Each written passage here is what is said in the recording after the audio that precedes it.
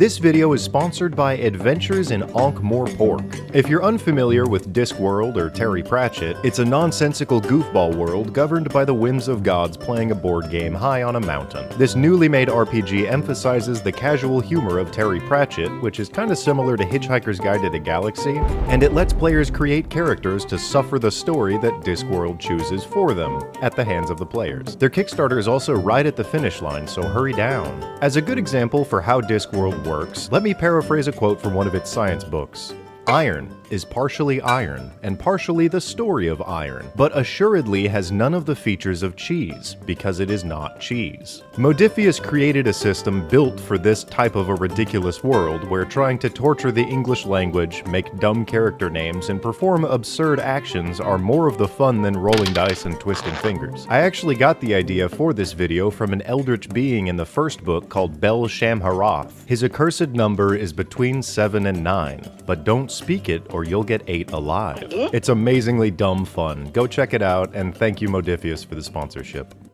Elder gods who sleep behind the stars, with bodies so immense that they warp distant galaxies with their idle shifting, while they patiently wait eons for foolish wizards, reverent cultists, or Kyrie and Sora to open the doors to their domains, are some of my favorite concepts. But by design, they can't really do anything before their appointed time, so they're more like cosmic murals without direct purpose, and when they do finally act, everything just ends. But those sweet little reverent cultists are a special kind of absolute crazy, and when they so much as peer through the keyhole into the Dark God's waiting room, they get transformed into overpowered seraphim, immediately being granted as much of an actual deity's power as their newly formed, partially mortal bodies can hold. And that's what we call a star spawn. They have more or equivalent power to some of the greatest clerics and paladins, and even warlocks, with a pact of the old god, can only take this form roughly once every 1,000 years.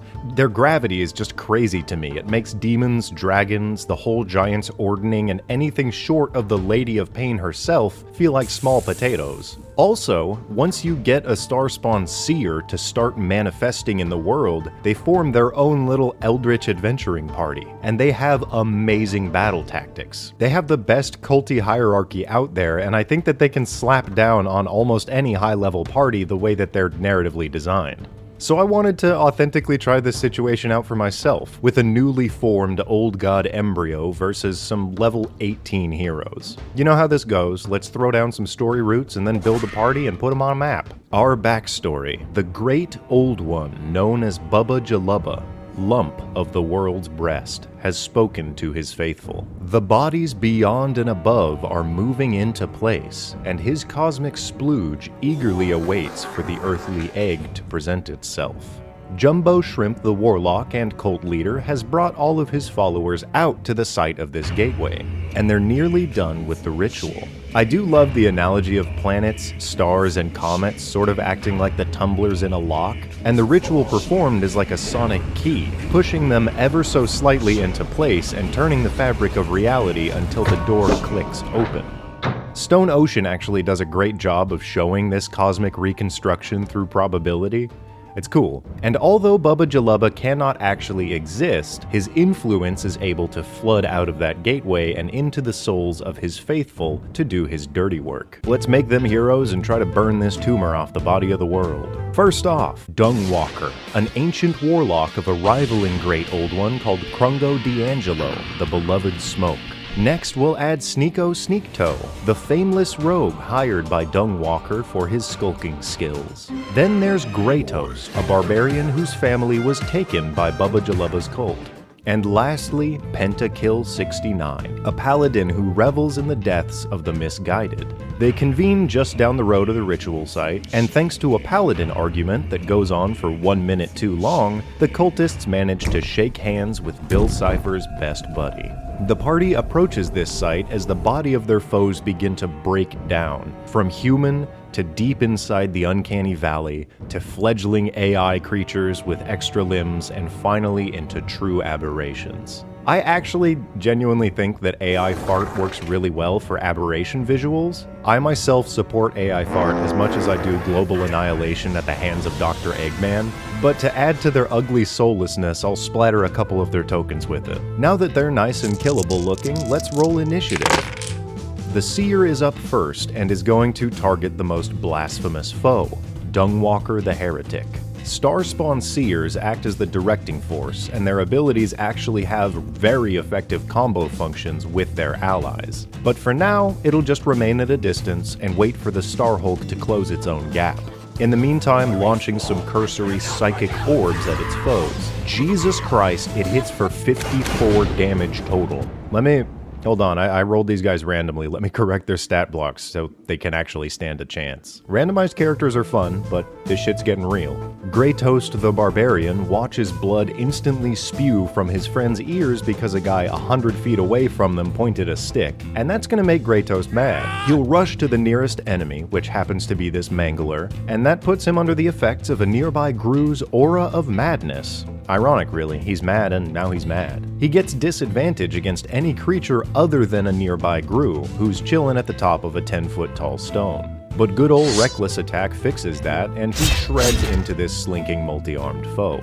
That turns us over to the second in command, and the most powerful combatant on the field, a bunch of worms. At the center of the ritual, numerous sacrificed bodies were consumed by and transformed into a larva mage. Not here to fuck around, it'll immediately cast Circle of Death in an attempt to incarnate the death of its opposers. Also not here to fuck around, Dung successfully silences that spell with a counterspell. Nope. Kicking it down to his turn and assessing the situation, he'll put up a damage barrier with black tentacles between the party and the impending Hulk, while still managing a little damage on some cannon fodder. He'll then move behind cover, cross his fingers, and trust his bros. That'll bring us to the Mangler's turn. Normally, these hideous six-armed Starspawn work on ambush rules, where it targets creatures who haven't acted yet and does so with advantage, and also does extra damage.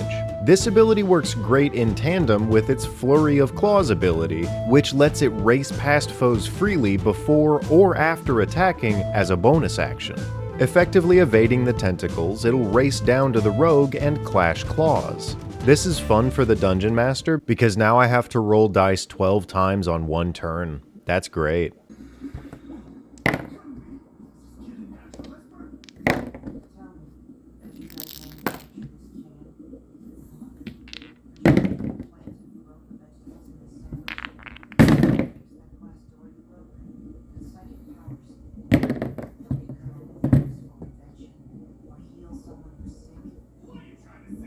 Okay, cool. Everything hit. Let me just roll the damage. That'll be 62 damage, reduced to 55 thanks to Uncanny Dodge. This is a CR5, by the way. It's time for the Gru to groove. Though they're dumb and weak, they have a directed plan, which is to protect their masters with their wretched lives as minions. So some of them will move in to augment the aura of madness around the party, while others hang back like bullets in the chamber. Also, that Gru got stuck with a tentacle up his butt. That's what the spell actually does, if you didn't know. Sneako's up, though he's as bad off as your standard JoJo character post-fight. Vengefully but tactically, he'll risk a luckily failed attack of opportunity and hide, launching an Omega Sniper arrow also with advantage. With about half the opposing amount of dice, Sneakto removes the Mauler from combat. Passing it down to our hero, Pentakill69, he'll move in to lay hands on his nearest ally and prep a 5th level Searing Smite to crush the Worm Priest next round, if we get that far. The Hulk's up at the bottom of the round, stepping forward before getting halted by an impromptu colonoscopy from a rival Great Old One.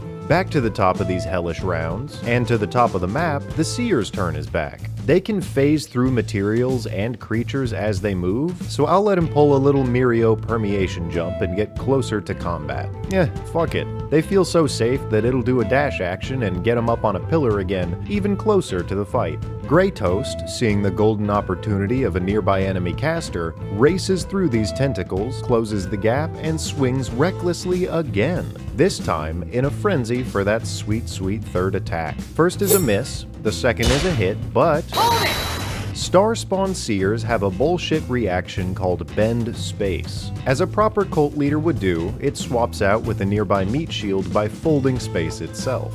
With a couple extra attacks left over, Kratos slaps this Gru back into the first act of Despicable Minion. The worms are up. They'll reposition to further close the gap before launching 3 high-speed worms at the Blasphemer, disrupting the tentacle field. Now I can tell you from experience, a belly full of worms just sucks, so Dungwalker retaliates with a successful 5th level Blight, dealing 9d8 damage, which is actually 39. And he's only got 1 spell slot left. The Mangle's dead, the Gru are on the groove, and one of them starts to nibble our little warlock before our rogue adjusts and launches a second big boy arrow. Our heroic paladin, seeing the damaged foe, misty steps over to deliver the prepared searing smite. Ouch. Now the worms are on fire, that's gross. The Hulk finally gets to play. It'll wedge itself into combat and slam the absolute shit out of little Kratom here. The Hulk has an empowered multi-attack, and when it hits a target twice, it sends a spatial shiver down their body, possibly claiming their entire next turn, which it very barely does to our poor friend Kratos, ending his rage, exhausting him from the frenzy, and dealing a total of 34 damage, reduced to 17 because fuck you barbarians. It's the top of the round, and it's my time to shine. The Seer gets to pull out one of its 2 Omega Fucko moves. Instead of slinging psychic balls at the party, it'll instead attack the Hulk for a total of 70 psychic damage, which the Hulk is not only immune to, but mirrors to every nearby creature automatically and unavoidably, unless you're immune, which the Gru are. Kratos is stunned, so we move on over to the worm, and the worm moves on over to us. It then launches a plague of 10,000 worms, splashing any non-Starspawn with life-draining leeches that also bind and restrain the targets,